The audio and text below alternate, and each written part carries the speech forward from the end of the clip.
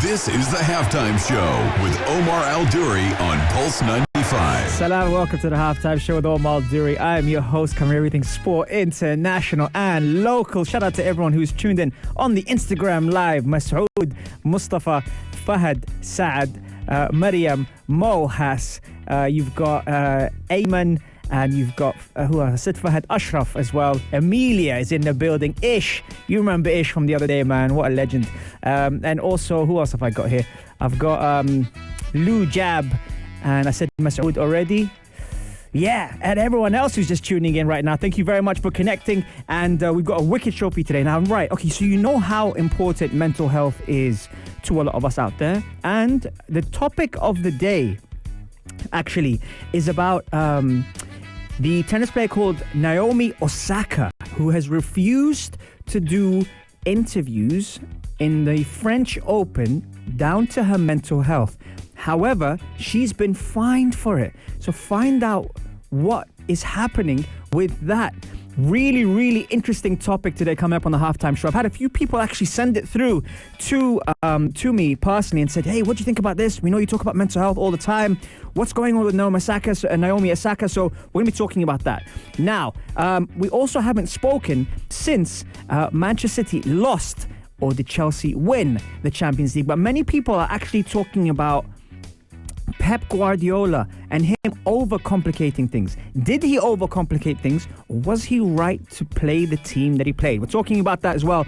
And also, the trending thing in the UAE happens to be, trackers and apps. But are they a true reflection of our hard work? Stay tuned for more on the only place to be at 3, the Halftime Show on Pulse 95. This is the Halftime Show with Omar Al-Duri on Pulse 95. It sure is that time. It's the Halftime Show with Omar Al-Duri. I'm your boy and your host on 95 FM, Pulse 95 Radio in the heart of Sharjah. Thank you very much for everyone who's tuned in. And if it's your first time tuning into the show, welcome.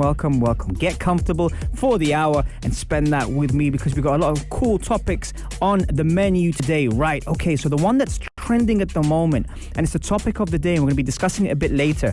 I'm starting to get comments on it already, which is very interesting, is Naiomi Osaka is all over the news at the moment for refusing to do the press conferences because it affects her mental health. Do we agree or not? Text me on 4215 Itasalat or slide to my DMs at Omar Al-Duri on Instagram. All right, okay, nice. Now, the thing that's trending at the moment, and I'm sure a lot of us have some form of it. I mean, we hear about it all the time. It's trackers. Now, what is a tracker? A fitness tracker is something that we wear to give us some sort of data which is based on training, strain, recovery, sleep, steps, you name it. There's so much out there at the moment. Which ones are you using, and which ones do you recommend? Because it's like a trendy thing. So in the beginning it was I think it was Fitbit. They were out there and everyone had their Fitbit on. And then it was MyZone. Everyone had their MyZone heart rate monitors when they train. And then now recently there's been this Whoop craze which has been happening. Now, why I mention them is because they're all different in their own right. But for me, I don't really have, I'd say, a favorite. There's one that I use the most, but I wouldn't say which one. I think in terms of they all offer different things. Now, the positive side of things is it gives us the accountability factor where we actually are aware of how many steps we're taking, how well we're sleeping, how much are we recovering, what our heart rate is at, how many calories we're burning. You see, there's so many different variables, so many different factors. When we do that, then we kind of have an idea of where we're at. The other side of it is the application side of things, where you've heard of the apps that you can put your food on there, you can put your meals on there, you can put your training, and it gives you an idea of how your calories in versus calories out is happening. So are they a true reflection, and do we rely on them so much? I can only speak from experience when I say, in terms of holding me accountable, it does actually help me. It is a lot of work when you have different types of apps, different types of trackers, and you're trying to manage everything, but it does promote a healthy lifestyle. So that's where I kind of I'm in between two, because at one point I had a heart rate monitor on from one company. I had a strap from another company. And someone said to me at the gym, they said, it's like, oh, you've got the, that. And I said, yeah. And they said, oh, how is it? And I said, well, it's too early for me to comment. And they went, why? I said, because normally when you recommend something, you've got to give it some time. And this is what I'm going to allude to. That's when you kind of have to be very, very fair with it. If you're going to give something an opportunity to help you and aid your lifestyle, it's got to kind of be, legit. And it can't be something that you do for 2 weeks. Now, here's the funny thing. One of the things I was using after 2 weeks stopped working. And I was like signed up to it for 6 months. I'm like, nope, let me give it some time. And they even have a referral scheme. And I was like, great, I can refer it once I know that it works. But that's the thing. It actually died on me after 2 weeks. And I was just like, oh boy. Everyone that asked me prior to that, I was thinking, give me some time. Let me see what I can do with it. But then what happens is when you wake up in the morning, the first thing you're looking at is the stats, the data, and how accurate it was. And the first time I came across, someone wearing one of these straps, I was like, hey, does that really work? And he's someone that does ultra marathons. So I was thinking this guy wouldn't be using something that's, not that great. But then it died on me after 2 weeks. I was thinking, oh man, so that's me who's aware of it, and using these things quite religiously, People are already dropping in their messages right now. Definitely into my fitness pal, necessary to gouge and train nutrition understanding. See, I love that, Megan. That's the thing. I use my fitness pal as well, by the way, especially the whole scan the barcode of the meals. It really gives you an idea of how much we eat, and especially me. Mustafa, don't name the company till they send me sponsorship contracts. Love this guy, man. What a guy. And you, Megan, and use the Nike running app to keep concentration when running. That's interesting. I've seen a few people use the Nike running app. That's cool. When I hear people's Apple Watch counts and how many calories they burn, it just seems inaccurate, to be honest. And see, I agree with you on that, 100%. There's some things that, can give you a good accuracy reflection on what you're doing. And there's some things I'm not too sure about. Now, normally, because I do a lot of boxing, I can't have anything on my wrist. So we tried to replace the wrist strap on the bicep with one of the bicep straps. That didn't last too long because the actual sensor died out after 2 weeks.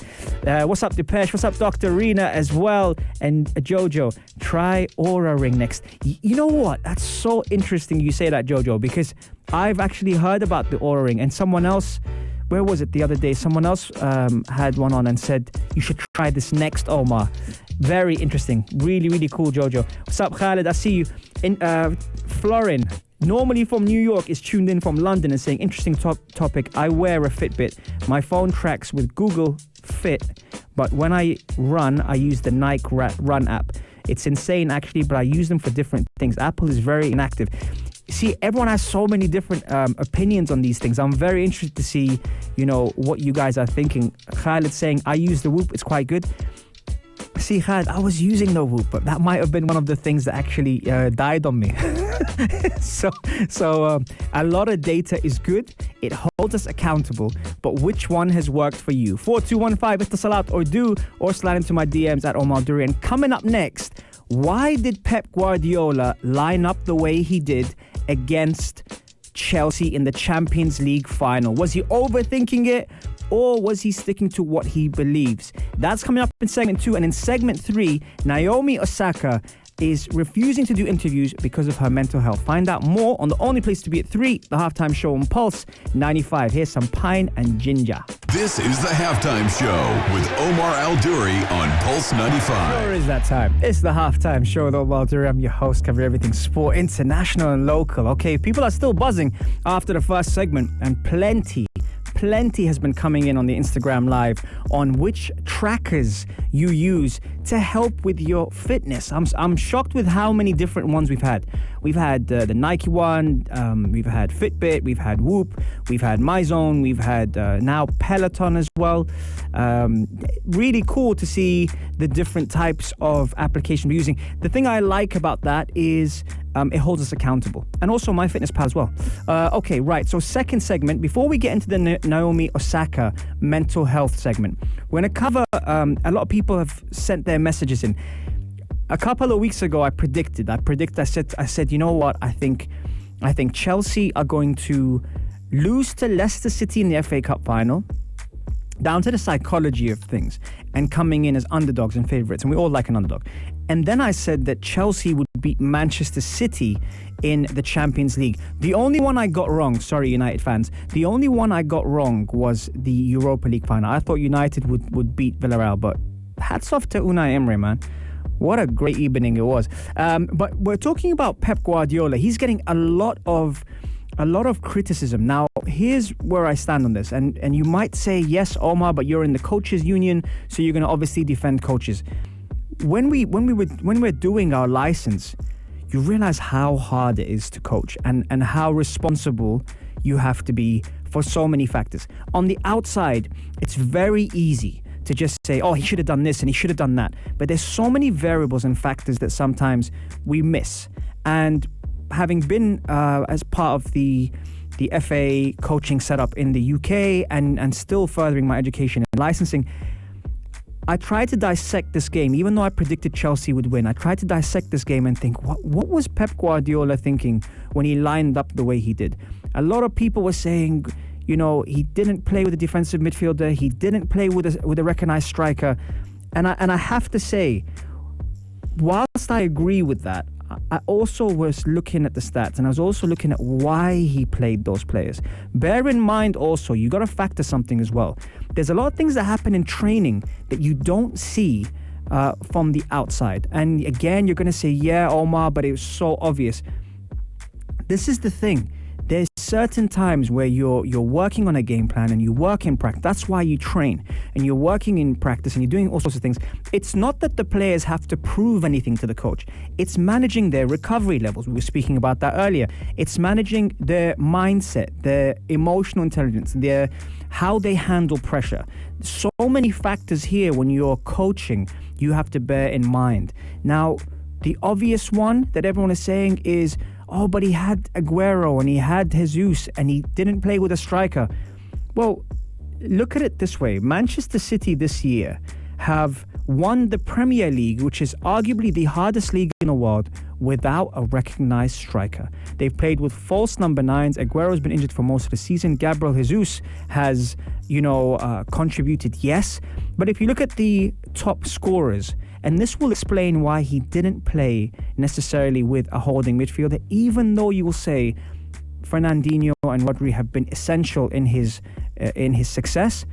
Gundogan has been arguably the player of the season for Manchester City. So leaving him out would be very difficult coming up to this final, especially with how reliable he has been when Kevin De Bruyne, their best player, was out.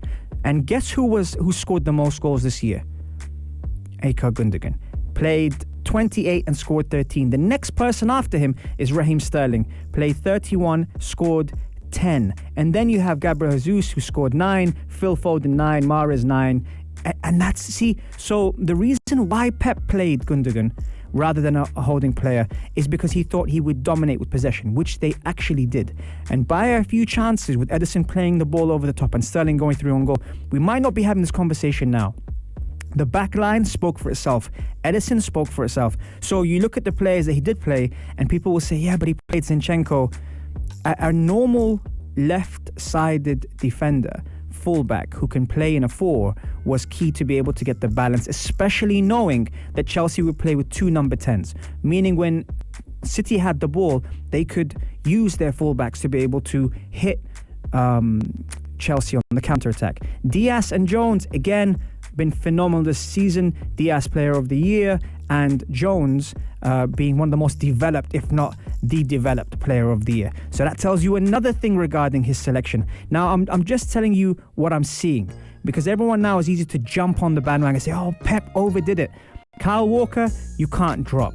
He's been the most consistent player they've got. Then you look at the options moving forward. Kevin De Bruyne was very unlucky to get injured. Some people said that Rudiger should have got a red card, but he was there. Phil Foden, Sterling, Mahrez, how good have they been this season? So when you look at it really, and you look at the way that they've played, the top assists this year for Manchester City, Kevin De Bruyne with 12, Raheem Sterling with 7, Mahrez with 6, Bernardo Silva with 6, Phil Foden with 5. So you see where I'm going with this. They've had players there. The only thing I would say that maybe he could have done perhaps early on, but again with Pep, he's got his philosophy, is perhaps dropped Fernandinho or Rodri athletically a little bit earlier into the game. That might have changed things. But saying that, who am I to doubt Pep Guardiola? The way that he has been this season has been fantastic. And so therefore, when I was hearing the criticism, it was kind of unfair because they won the double this year. So when we look at all that, we think, Thomas Tuchel got it right. And by the way, and some people would also say, that was very lucky, that was very fortunate the way they scored their goal. Kai Havertz scored one goal, and it was the Champions League final goal. And not only that, recognizing that goal from start to finish, the way that the ball was pinged out to Chilwell, the way the ball was played into Mason Mount, the assist from Mason Mount to Kai Havertz. But by the way, everyone that's criticized Timo Werner for how many chances he missed, if you watch that goal slowly, the reason why he was playing as a false number 9, and I was speaking to my football team the other day, the team that I coach, the All Blacks, I was speaking to them about the false number 9. The way he moved from the center of the pitch to the left side, occupying Diaz and occupying Walker to be able to create that space in the middle for Kai Havertz to run into, that is why Thomas Tuchel played Timo Werner in the final. Now, a lot of people will give the credit to the person who scored it, and a lot of people will give the credit to the person who assisted it. But the movement off the ball was world class. So some people would say, yeah, but he can't finish. That by itself deserves a lot of credit. And by the way, those that miss chances in a game, it's even harder to pick yourself up and go again. And that's why the way that his character has been this year, Timo Werner, has been world class. Because no matter how many chances he misses, he always comes back. So that's my 2 cents on the Champions League final. Congratulations to Chelsea. Congratulations to, Manchester City for reaching the final. Hey, listen, it just makes it an even stronger season next year. But coming up next, we're talking about Naiomi Osaka and why she's refusing to do press conferences at the French Open due to mental health. Stay tuned for more on the only place to be at 3, the Halftime Show on Pulse 95. This is the Halftime Show with Omar Al-Duri on Pulse 95. Salam and welcome back to the Halftime Show with Omar Al-Duri. I'm your host, covering everything sport, international and local. Right, Okay, so the topic of the day today is Naiomi Osaka. For those that don't know, she's a Japanese professional tennis player who is ranked number 1 in the Women's Tennis Association as the first Asian player to hold the top rankings in the singles. Now, she's a 4-time Grand Slam singles champion and right now is trending everywhere because she has refused to do press conferences down to mental health. She posted something on her Instagram recently and it was very, very serious. She also was fined for not attending it because she said that it affects her mental health with the questions that are being asked. So Naiomi Osaka has been subject to trending news following her refusal to do any interviews for the French Open. The reason being due to its affecting her mental health. She was fined $15,000 for refusing to attend her press conference on Sunday following her victory against Patricia Maria Tig. They have threatened to disqualify her from the tournament if she continues to not fulfill her media obligations. She's also commented that the money she's being fined should go to a mental health charity, which I really, really like that. But do you think she's right in staying true to what she believes in, or is it part of the process? Leave a comment below, text us on 4215 or slide into our DMs and let us know. Mental health is something we talk about a lot on the show, and it's something that we dive into from different angles with different athletes and even different coaches and people in the game.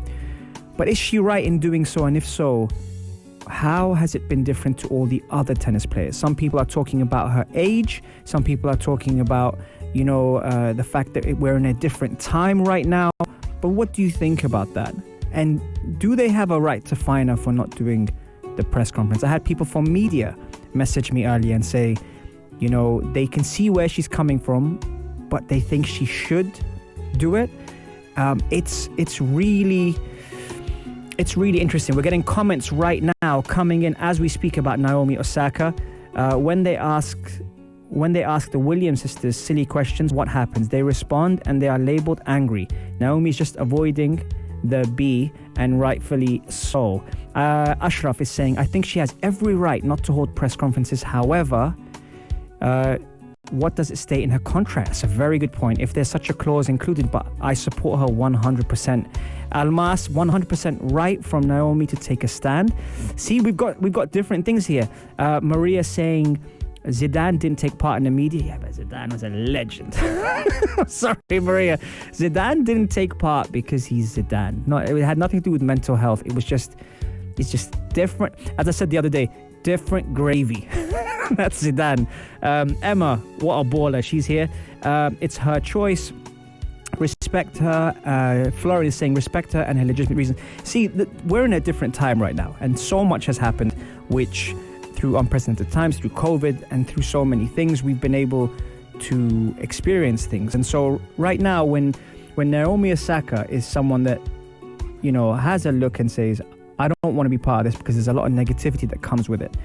And there's some people that are trying to knock them down. And especially, you know, what you need to think about with mental health, especially for these athletes, the spotlight is on them. The pressure is on them.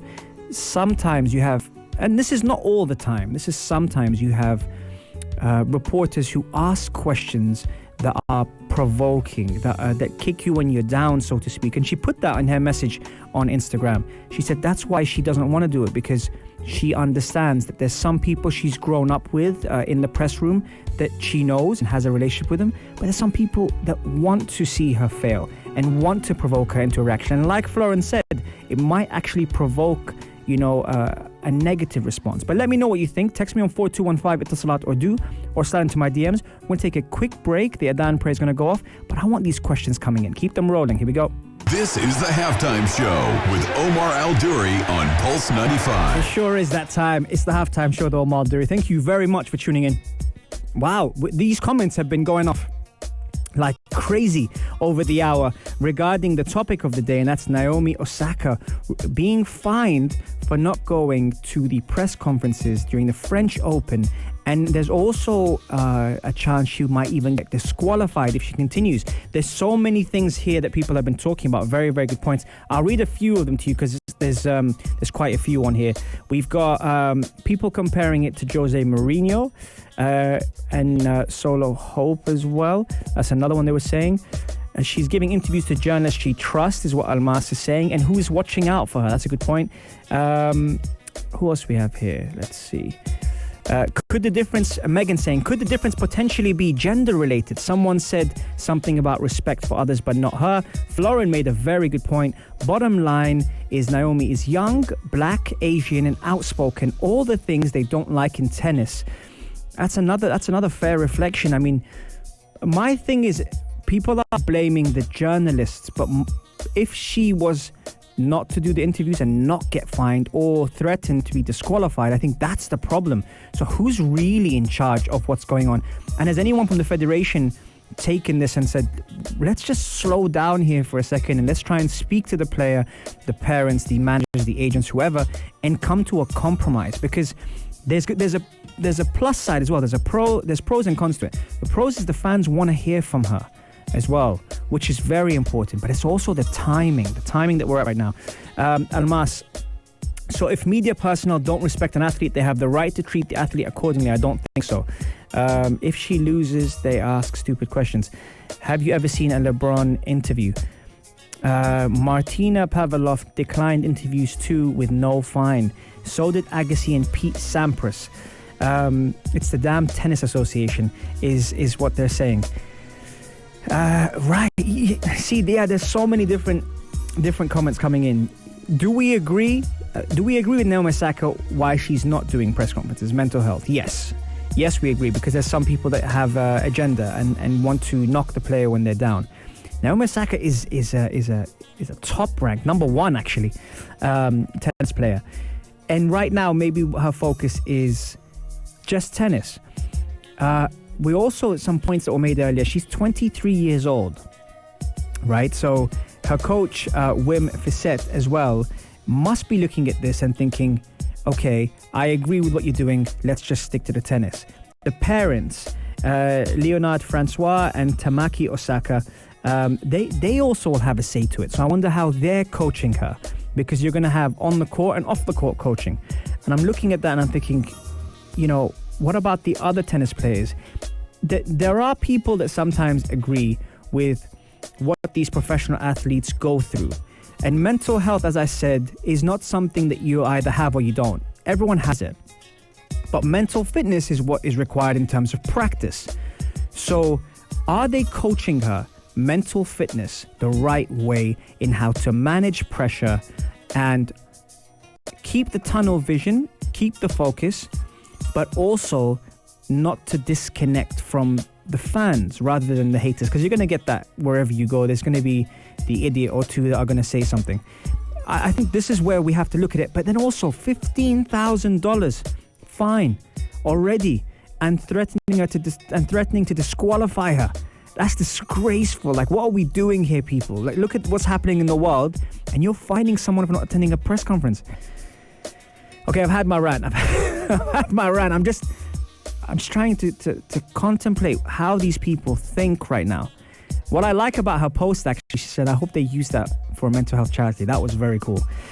Megan's saying, I feel like without knowing anything about it or prior to now, the Tennis Association is founded white male centric. If a white male spoke about mental health, they would probably be praised. I think, see, that's a fair point. I think right now, we're living in a very sensitive society, which is raising awareness on many, many things. It's not just this. It's not just Black Lives Matter. It's not just Palestine. There's so many things right now happening. So I can see that that's a very good point. I can see how that's going. But I can also see with these people that are making these decisions, and I'm talking about the federations and all that, fining her. Like, what are we doing here, people? Like, we can save that money, you know, and use it to something good. Like she said, like a mental health charity. I've also another comment here. Being an elite athlete, she probably has the mental fitness training, which probably posed that this was the best course of action for her mental health and to preserve her mental fitness. Yes, love that. I think that is exactly it. But I also think that as much as people teach us about mental health and speak to us about mental health, what was I doing at 23 years old? Yes, I'm not a, world-class tennis player. I get that. But there's some things, as much as you get taught in school, and we were speaking about this with Tashreeq Muhammad the other day regarding education and the importance of education. But as much as they teach you in school, there's things that you learn outside of school. And these experiences only make them stronger. So that's where I kind of look at that and think, this is probably the best lesson she's getting, because she's standing up for what she believes in. She's getting, the exposure for what she stands for and those people that are going through it. And she's being a role model for those people. And then I think about it, and in hindsight, when we think back at things we've done, we think, could I have handled it better? She might think that. She might have seen a connect in there. What happens now if she doesn't do the next press conference and she continues to win? How will the French Open treat her? How will the Federation treat her?